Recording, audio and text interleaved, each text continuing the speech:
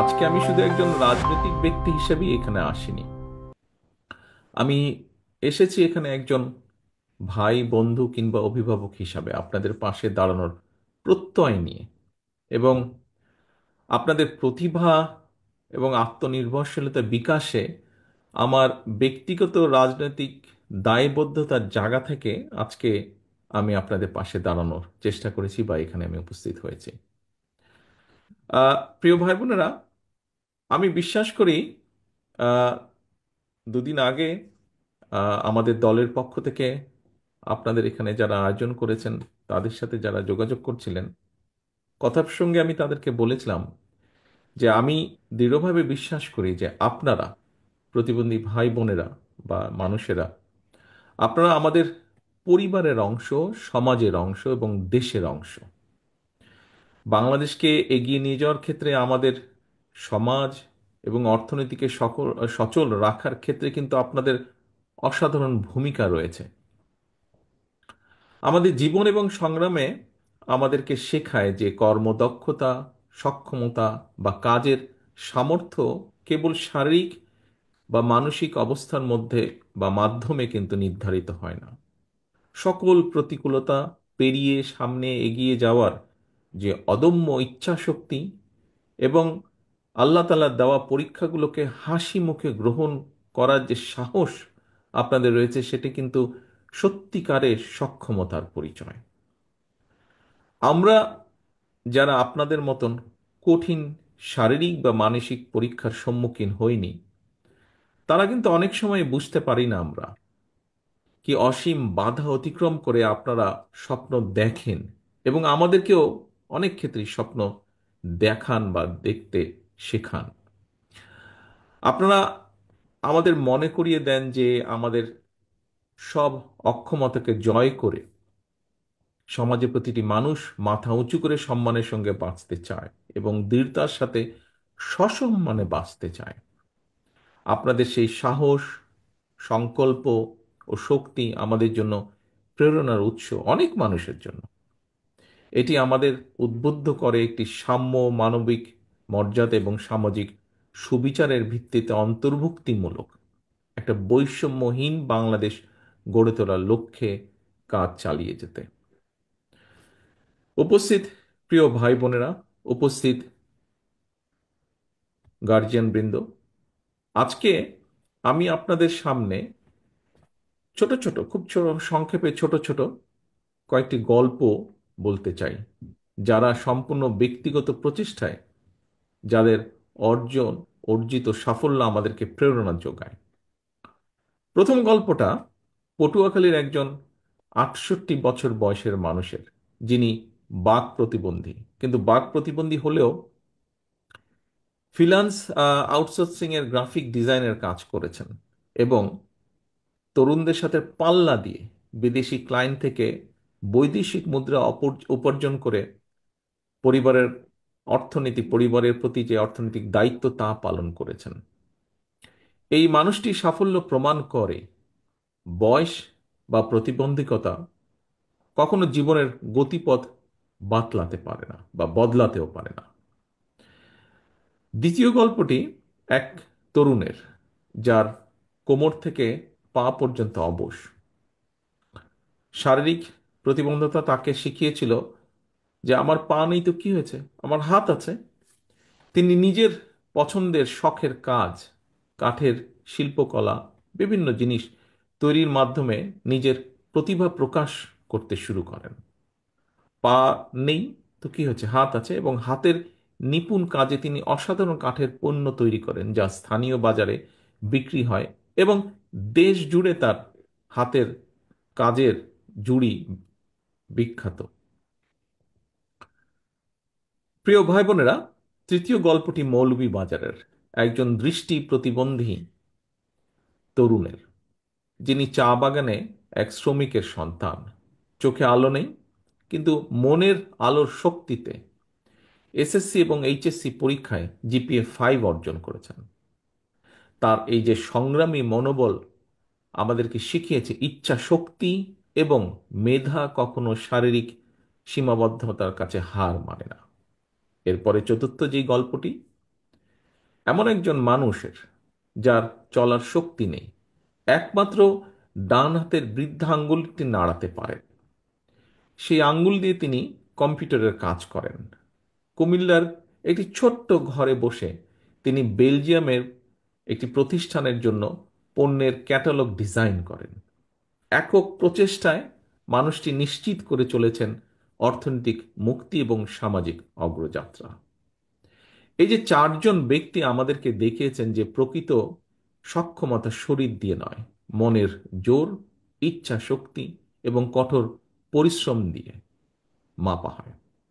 তাদের গল্প আমাদেরকে শিখিয়েছে বাধা শুধু একটি শব্দ, যা চেষ্টার মাধ্যমে জয় করা সম্ভব। আমাদের দায়িত্ব তাদের লড়াইকে সম্মান জানানো, তাদের পাশে দাঁড়ানো। আমরা এমন একটি বাংলাদেশ গড়তে চাই বা গড়ার পরিকল্পনা করি যেখানে প্রতিটি মানুষ তার সীমাবদ্ধতাকে জয় করে নিজের স্বপ্ন পূরণের সুযোগ পাবেন। শারীরিক চ্যালেঞ্জ মোকাবেলা করেও যারা নিজ উদ্যোগে অর্থনীতিতে অবদান রাখছেন, তাদের বিজয়ের গল্প আমাদের আলোর পথ দেখায়। আমি একজন রাজনৈতিক কর্মী হিসাবে আপনাদেরকে প্রতিশ্রুতি দিতে চাই, আগামীর বাংলাদেশে শারীরিক প্রতি সীমাবদ্ধতার কারণে যেন কাউকে বৈষম্যের শিকার না হতে হয়, পিছিয়ে না রাখে। সেই বহুমুখ সেই বহুমুখী উদ্যোগ নিয়ে জীবন যুদ্ধে বিজয়ের অজস্র প্রেরণাদায়ী গল্প সৃষ্টি করা হবে। একসাথে কাজ করে আমরা একটি সমাজ গড়ে তুলতে চাই, গড়ে তোলার পরিকল্পনা করি, ইচ্ছা রাখি, প্রত্যাশা রেখে, যেখানে প্রতিটি মানুষ তার পূর্ণ সম্ভাবনায় পৌঁছতে পারবে ইনশাল্লাহ। প্রিয় ভাই বোনেরা, গত 16 বছর ধরে আমরা এমন একটি বাংলাদেশে বসবাস করেছি যেখানে আমাদের প্রাপ্য নাগরিক অধিকার বা স্বাধীনতা একে একে কেড়ে নেওয়া হয়েছে। সমাজের প্রতিটি শ্রেণী ও পেশার মানুষ রাষ্ট্রীয় সহায়তা থেকে হয়েছেন বঞ্চিত, এবং আপনারাও তার ব্যতিক্রম নন। এর ফলে আপনাদের জীবনের মান উন্নয়ন প্রয়োজনীয় পদক্ষেপ গ্রহণ করা হয়নি, যা ব্যক্তিগতভাবে আমি অনুভব করি।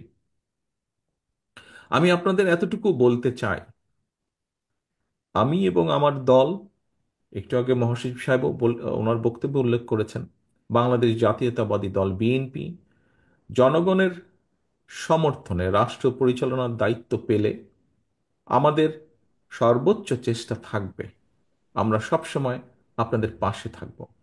আমি বিশ্বাস করি আমি বিশ্বাস করি আপনারা কেউ প্রতিবন্ধী নন, বরং আপনারা সকলে বিশেষভাবে সক্ষম নাগরিক। আপনাদের প্রত্যেকের রয়েছে অসীম সক্ষমতা। নির্বাচিত বিএনপি সরকার নিশ্চিত করার চেষ্টা করবে অবশ্যই দেশের অন্যান্য সকল নাগরিকের মতন আপনাদের নাগরিক অধিকার ও সুযোগ সুবিধা সঠিকভাবে এবং সমানভাবে পৌঁছে দেওয়ার। আপনাদের চিকিৎসা, শিক্ষার সুযোগ, চাকরির ক্ষেত্রে সমান সুযোগ এবং দেশের প্রতিটি স্থাপনা ও যাতায়াত ব্যবস্থাকে আপনাদের জন্য অ্যাক্সেসেবল করে গড়ে তোলার সর্বোচ্চ চেষ্টা আমাদের থাকবে। আজকে আপনাদের এখানে যারা বক্তব্য রেখেছেন তার থেকে আমি উপলব্ধি করছি যে আমাদের হয়তো মনে হয় বাংলাদেশের আমাদের মানে আমার যেটা মনে হয়েছে আপনাদের যারা বক্তব্য রেখেছেন সকলের কথা থেকে, আমাদের এই মুহূর্তে বাংলাদেশে অনেক কিছুই এখনো আপনাদের জন্য ফেয়ার নয়। অনেক জায়গায় আপনাদের অ্যাক্সেস দেওয়া হয় না, প্রয়োজনীয় সুযোগ সুবিধা থেকে বঞ্চিত করা হচ্ছে এবং হয়তো উপেক্ষিত হন আপনারা অনেক ক্ষেত্রে। আপনাদের এই অনুভূতিগুলিকে আমি গভীর শ্রদ্ধা ভরে স্মরণ করছি এবং এগুলো সমাধানে আমরা আমি আমরা আমাদের দলের থেকে অঙ্গীকারবদ্ধ। নতুন আইন প্রণয়ন, বিদ্যমান আইনের সঠিক বাস্তবায়ন, বরাদ্দকৃত অর্থের পরিমাণ বৃদ্ধি কিংবা সেই অর্থের সুষম বন্টন, যেভাবেই হোক আমাদের চেষ্টা থাকবে আপনাদের অধিকার ও সুযোগগুলোকে নিশ্চিত করার। আমাদের লক্ষ্য, আগেই বলেছি, এমন একটি বাংলাদেশ গড়ে তোলা যেখানে প্রত্যেকের জন্য সমান ন্যায্যতা এবং একটি ফেয়ার শেয়ার নিশ্চিত করা। এবং সেই লক্ষ্যেই কিন্তু আমাদের সাথে আপনাদের আজকের এই মত বিনিময় অনুষ্ঠান। আমাদের প্রতিশ্রুতি হল বিশেষ চাহিদা সম্পন্ন ব্যক্তিদের জীবনের মানোন্নয়নে দৃঢ় পদক্ষেপ গ্রহণ করা, যার ভিত্তি হবে অর্থনৈতিক স্বাবলম্বিতা, সামাজিক সক্ষমতা এবং মানবিক মর্যাদা নিশ্চিত করা। আমরা একটি স্বতন্ত্র, যেটি আমাদের চিন্তার মধ্যে আছে, একটি স্বতন্ত্র অধিদপ্তর প্রতিষ্ঠা করার উদ্যোগ নেওয়া, যা যা প্রতিবন্ধী ব্যক্তিদের, প্রতিবন্ধী ভাইদের, বোনদের জন্য সুনির্দিষ্ট কার্যক্রম পরিচালনার পাশাপাশি বিভিন্ন মন্ত্রণালয় বা বিভাগের কার্যক্রম সমন্বয় করবে। এখানে বেশ দু একজন বক্তা উল্লেখ করেছেন, প্রসঙ্গক্রমে আমিও বলতে চাই যে আপনাদের অনেকেরই হয়তো জানা আছে যে 2001 সালে তৎকালীন বিএনপি সরকার, দেশনেত্রী খালেদা জিয়ার সরকার, বাংলাদেশে রাষ্ট্রীয়ভাবে প্রতিবন্ধীদের ভাতা প্রদান শুরু করেন। যদিও পরবর্তী সেই সরকার সেই ভাতাকে দ্রব্যমূল্যের ঊর্ধ্বগতির সাথে সামঞ্জস্য না রেখে শুধুমাত্র তাদের দলীয় কর্মীদের মাঝেই বিতরণ করে লুটপাট করে নিয়েছে। অর্থনৈতিক বাস্তবতার সাথে সামঞ্জস্য রেখে আমরা প্রতিবন্ধী ব্যক্তিদের বা ভাই বোনদের জন্য ভাতার পরিমাণ বাড়িয়ে, যার একটি দাবি এখান থেকে এসছে, বাড়িয়ে তা ন্যায্যভাবে পুনর্নির্ধারণ করতে চাই আমাদের পরিকল্পনার ভেতরে। নিবন্ধন নিবন্ধন প্রক্রিয়াকে সহজ ও স্বচ্ছ করার লক্ষ্যে আমরা সমাজ কল্যাণ, স্বাস্থ্য এবং প্রাথমিক ও গণশিক্ষা মন্ত্রণালয়ের মধ্যে সমন্বিত উদ্যোগ গ্রহণ করতে চাই, যাতে একজন প্রতিবন্ধী ব্যক্তি সামাজিক সুবিধা থেকে না বাদ পড়েন। প্রিয় ভাই বোনেরা, দেশে কিছু প্রাইভেট অর্গানাইজেশন শারীরিকভাবে প্রতিবন্ধী মানুষ যারা, তাদের নানা ধরনের ট্রেনিং প্রদান করেন। তবে এই ট্রেনিং শেষে চাকরির ব্যবস্থা করতে গিয়ে এই মানুষগুলোকে হিমশিম খেতে হয়, এবং সে কারণে এই সমস্যার সমাধানে আমরা কিছু উদ্যোগ গ্রহণ করতে চাই, যাতে দেশের বড় বড় বড় বড় ব্যবসা প্রতিষ্ঠানগুলো একটি নির্দিষ্ট শতাংশ শারীরিকভাবে চ্যালেঞ্জ ব্যক্তিদের নিয়োগ করতে উৎসাহিত হয়। উদাহরণস্বরূপ, বিশেষ চাহিদা সম্পন্ন ব্যক্তিদের নিয়োগ করলে রাষ্ট্রের পক্ষ থেকে ব্যবসা প্রতিষ্ঠানগুলোকে কিছু ট্যাক্স সুবিধা বা কমপ্লায়েন্স সার্টিফিকেট প্রদান করার একটি চিন্তা আমাদের ভেতরে আছে।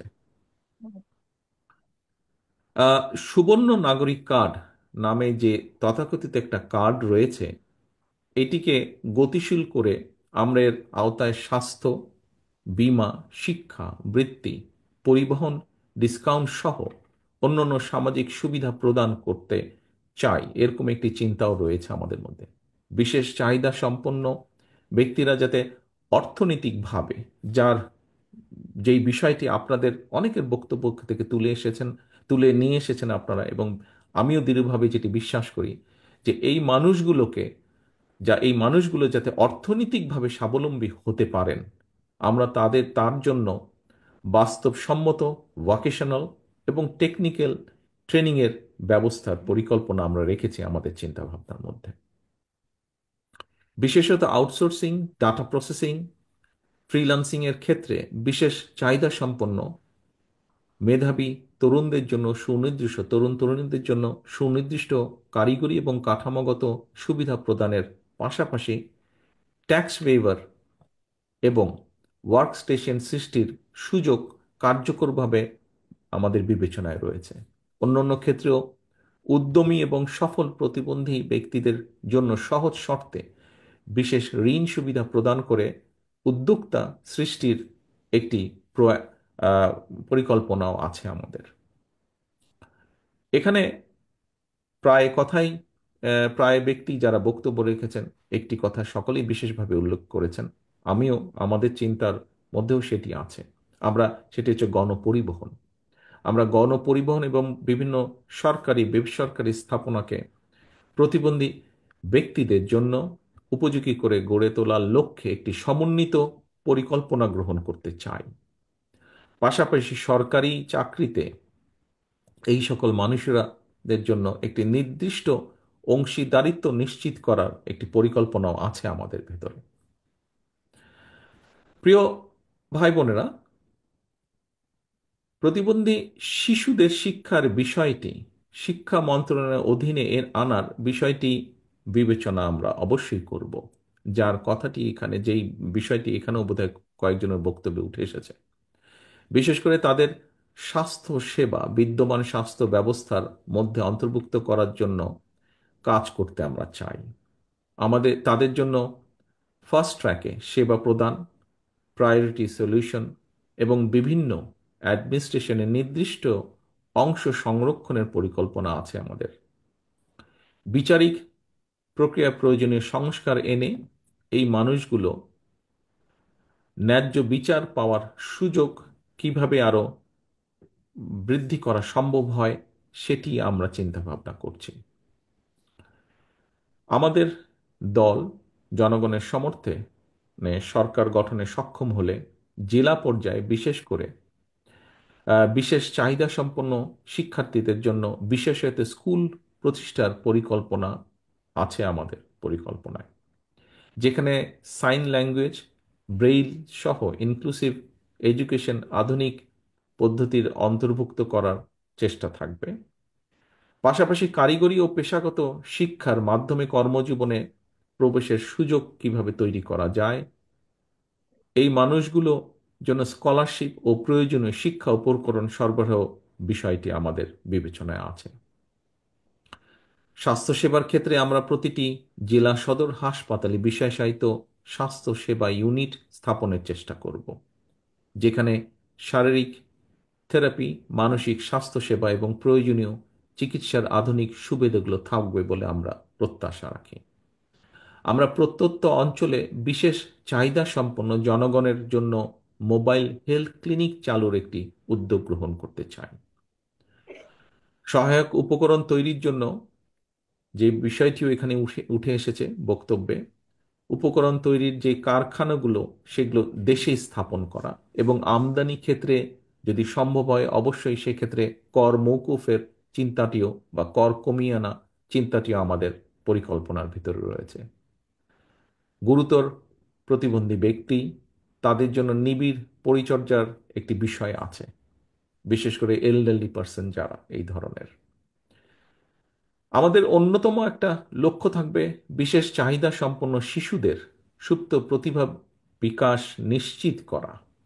ড্রয়িং, আর্ট, মিউজিক, স্পোর্টস, এই সমস্ত ক্রিয়েটিভ এবং ইনোভেটিভ অ্যাক্টিভিটিস তাদের জন্মগত দক্ষতা ও শেখার আগ্রহ অনুযায়ী প্রশিক্ষণ ও স্কিল ডেভেলপমেন্ট প্রদান করা আমরা করতে চাই। আমরা প্রান্তিক থেকে কেন্দ্রীয় পর্যায় পর্যন্ত আমরা তাদের খেলাধুলার সিস্টেমেটিক ডেভেলপমেন্ট এবং টুর্নামেন্ট আয়োজনের মাধ্যমে প্যারা অলিম্পিকে ভালো ফল অর্জনের সহায়তা করা বা সহযোগিতা করার একটি পরিকল্পনা আমাদের সমষ্টিগতভাবে দলীয়ভাবে আছে, ব্যক্তিগতভাবে আমারও এটা আছে। স্পোর্টস, ডিবেট, সায়েন্স ফেয়ার সহ বহুবিধ সহশিক্ষা কার্যক্রমে সরকারি পৃষ্ঠপোষকতার পাশাপাশি স্পন্সরশিপ কিভাবে তৈরি করা যায়, সুযোগ সৃষ্টি করা যায় সেটিও আমরা বিবেচনায় রেখেছি। প্রিয় সুধীবৃন্দ, আমরা বিশেষ চাহিদা সম্পন্ন ব্যক্তিদের জন্য একটি মর্যাদাপূর্ণ, সক্ষম এবং সমৃদ্ধ সমাজ গড়ে তুলতে চাই। আমি ও আমার দল বিএনপি উপলব্ধি করি আমরা আপনাদের সমস্যা ও কষ্টগুলো বাস্তব এবং গভীর। আপনাদের মনে রাখতে হবে এই বাস্তবতায় আপনারা একা নন। আমরা সবসময় আপনাদের পাশে আছি, আপনাদের পাশে ছিলাম, ইনশাল্লাহ আপনাদের পাশে আমরা থাকব। কারণ আপনাদের প্রতিবন্ধকতা আমাদের সবার প্রতিবন্ধকতা। আমি ব্যক্তিগতভাবে বিশ্বাস করি, আমরা সকলে বিশ্বাস করি আপনাদের পেছনে রেখে আমরা কখনো এগিয়ে যেতে পারবো না, আর এগোতেও আমরা চাই না। আমরা সবাই মিলে একসাথে যে গণতান্ত্রিক বাংলাদেশ গড়ে তুলব, সেটি হবে সবার জন্য ফেয়ার, সবার জন্য ইনক্লুসিভ, সবার জন্য বসবাসযোগ্য এবং সবার জন্য উপভোগ্য যেন হয়। আসুন আমরা সবাই মিলে একটি গণতান্ত্রিক বাংলাদেশ গড়ে তুলি, যার ভিত্তি হবে বৈষম্যহীন, অন্তর্ভুক্তিমূলক এবং উদার তান্ত্রিক সমাজ নির্মাণ। আপনাদের কল্যাণ এবং সাফল্য আমাদের অগ্রাধিকার।